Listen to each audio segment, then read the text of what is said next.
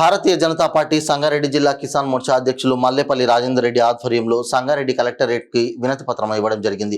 ఈ సందర్భంగా కిసాన్ మోర్చా అధ్యక్షులు మల్లేపల్లి రాజేందర్ రెడ్డి మాట్లాడుతూ రాష్ట్ర వ్యాప్తంగా రైతులకు విత్తనాలను అందించడంలో అందుబాటులో ఉంచడంలో రాష్ట్ర ప్రభుత్వం వైఫల్యం కారణంగా ప్రధానంగా పత్తి రైతులు తీవ్ర ఇబ్బందులకు గురవుతున్నారని, వెంటనే రాష్ట్ర ప్రభుత్వం కలగజేసుకుని విత్తనాలను రైతులకు అందుబాటులో ఉండే విధంగా చూడాలని కోరారు.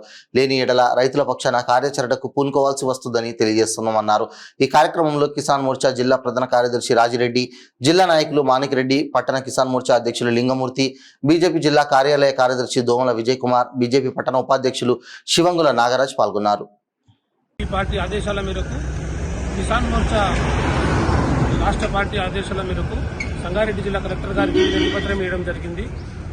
రాష్ట్ర వ్యాప్తంగా రైతులకు పత్తి విత్తనాలు కానీ మరి ఏ విత్తనాలైనా సరే కానీ అది అందుబాటులో లేకపోవడం ఈ కాంగ్రెస్ పార్టీ విఫలమైంది.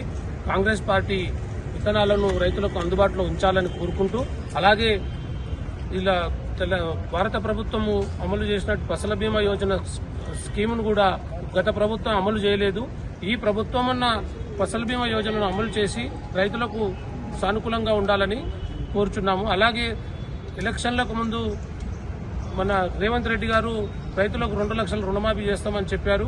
ఆ 2 లక్షల రుణమాఫీ కూడా ఇంతవరకు చేయలేదు. కాబట్టి ఆ 2 లక్షల రుణమాఫీ అయినా తొందరగా చేస్తే రైతులకు కొంచెం ఆదుకున్న వాళ్ళు అవుతారు. అందుకనే మన తెలంగాణ ప్రభుత్వాన్ని కోరడం జరుగుతుంది. త్వరగా రైతుల సమస్యలన్నీ తీర్చాలని కోరుతున్నాము. లేని పక్షాన సంగారెడ్డి జిల్లా కిసాన్ మోర్చా తరఫున మేము భారీ ఎత్తున ఆందోళనలకు దిగుతామని చెప్తున్నాం, హెచ్చరిస్తున్నాము. జై హింద్, జై శ్రీరామ్.